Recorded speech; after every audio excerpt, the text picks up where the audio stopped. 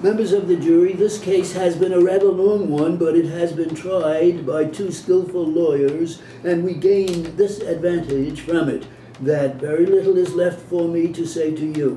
If you do not understand what the issues are in this case now, it is for me to explain them to you.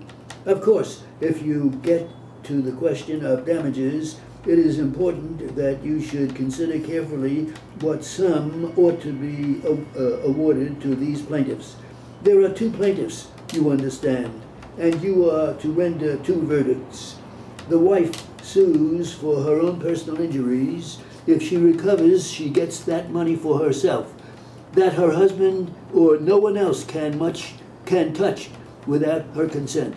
The recovery is for her pain and suffering for disability in the past and in the future, so far as from the testimony you believe that her injuries or their effects will subsist in the future, and that sum must be fair and reasonable compensation.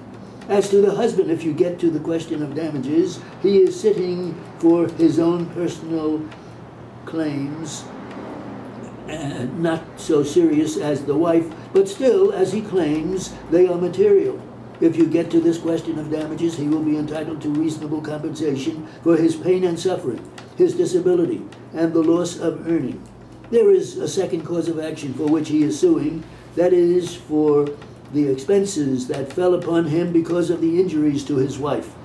He is responsible for her doctor's bills. He is responsible, of course, for the extra help hired that has been testified to, and also generally for the loss of services and society of his wife. Of course, if you get to the question of damages, he is entitled to compensation for those losses, fair and reasonable to him and fair and reasonable to the defendant. Now, the law says that if there is liability, fair and reasonable and adequate compensation should be awarded. I can lay down no set rules for your guidance on that question of damages, but if you get to that question, the compensation should be fair and reasonable to the plaintiffs and fair and reasonable to the defendants.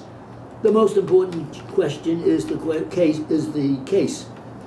The most important question in the case, far more important than the question of damages, is the question as to whether you should give anything the question of liability.